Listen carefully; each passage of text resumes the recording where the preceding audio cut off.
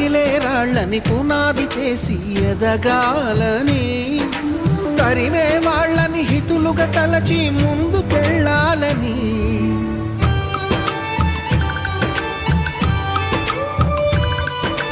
కన్నుల నీటిని కలల సాగుకై వాడుకోవాలని, కాచే నిప్పుని ప్రమిదగా మలచి కాంతి పంచాలని, గుండెతో ధైర్యం చెప్పెను, చూపుతో మార్గం చెప్పెను, అడుగుతో గమ్యం చెప్పెను. నేనున్నానని